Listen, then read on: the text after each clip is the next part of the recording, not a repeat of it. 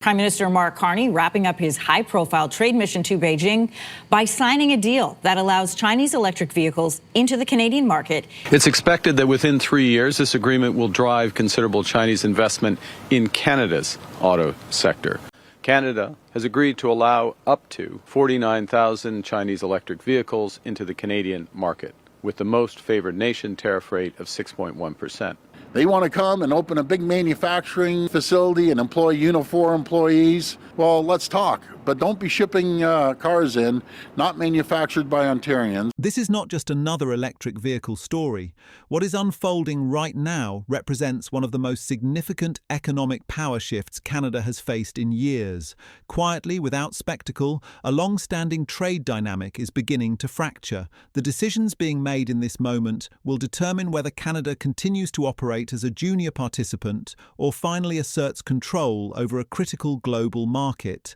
This shift is not driven by ideology or political theatre. It is driven by numbers, market access, and a growing realization that old assumptions about dependency no longer apply. The trigger for this shift is simple but consequential. As the United States signals economic retrenchment under Donald Trump and China expands aggressively in the global EV market, Canada finds itself at the center of competing strategies. Trump's position is inward-focused, built around domestic production and reduced reliance on foreign markets. China's strategy is the opposite: scale, speed, and global penetration. Canada now sits between these two forces, not as a passive observer, but as a market that both sides need. That reality is beginning to reshape negotiations. The critical question now is whether Canada recognizes the leverage it holds. Does Ottawa understand how central Canada has become to EV trade flows? Does Washington? And does Beijing view Canada as a secondary market or as a strategic gateway into North America? These questions are no longer theoretical. They are shaping investment decisions, trade posture, and pricing power. The answers will determine whether Canada continues to absorb costs created elsewhere or begins to influence outcomes in its own favour. Most media coverage frames this issue as a diplomatic balancing act: tariffs, meetings, and political statements. What remains largely absent is a discussion of structural power. Headlines focus on optics while ignoring leverage. They describe reactions without examining consequences. This creates the illusion that Canada is responding to events rather than shaping them. In reality, beneath the surface narrative, a recalibration is taking place. Market access, not rhetoric, is becoming the defining factor. And that is where the real story exists. Donald Trump's trade rhetoric follows a familiar pattern: build domestically, reduce imports, assume compliance from partners. Within this framework, Canada is often treated as an extension of the US economy rather than an independent market. EV supply chains are deeply integrated, and dismissing Canada's role ignores how production, exports, and consumption actually function. Political messaging may resonate domestically, but it breaks down when confronted with cross-border realities. China's role in this equation cannot be understated. With an estimated $50 billion global EV footprint, Chinese manufacturers have achieved scale unmatched by Western competitors. Expansion is already underway across Europe and the Asia-Pacific region. China is not seeking access to the US market alone, it is building parallel pathways. Canada represents one of those pathways. Access to Canada provides strategic positioning in North America without reliance on Washington. Canada is often described as a secondary market. The data tells a different story. Canada is one of the most important vehicle import and export markets in North America. Control over access to Canada influences manufacturing decisions, investment flows, and supply chain planning. This leverage exists regardless of whether it is exercised. For years, it remained underutilized. Now, as global EV competition intensifies, that leverage is becoming visible. Canada is no longer just participating in the system, it is positioned to shape it.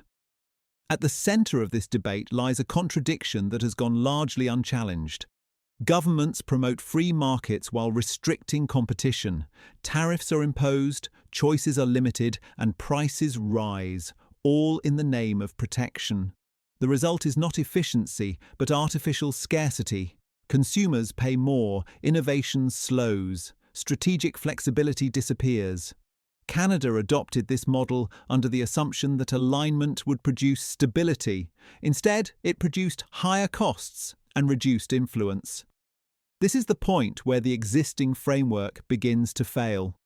The core miscalculation in Trump's approach is the assumption of hierarchy, that leverage flows in only one direction. In reality, leverage in EV trade flows through access.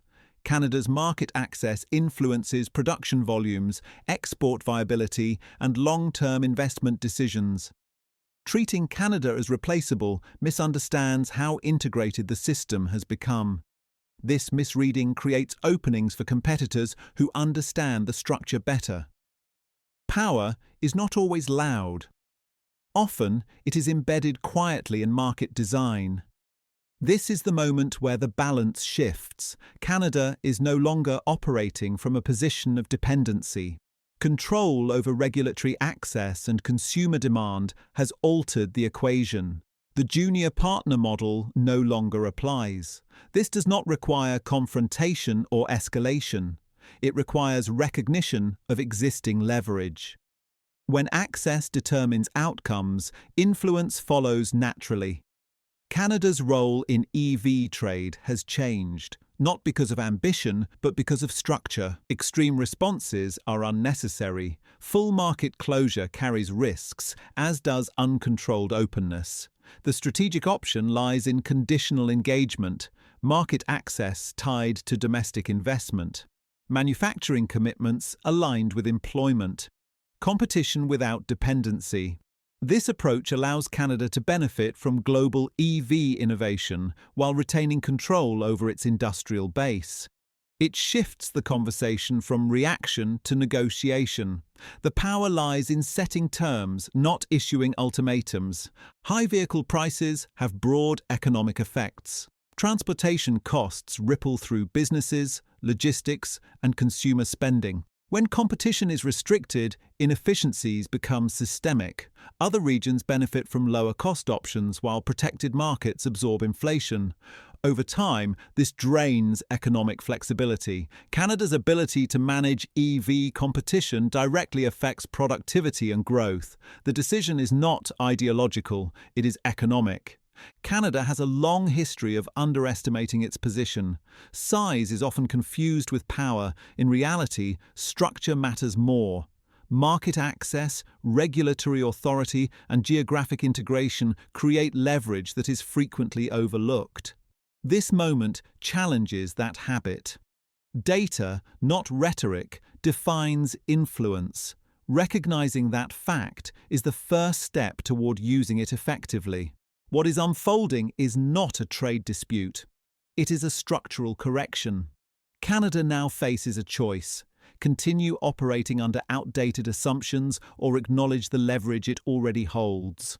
The outcome will shape EV pricing, investment, and sovereignty for years to come.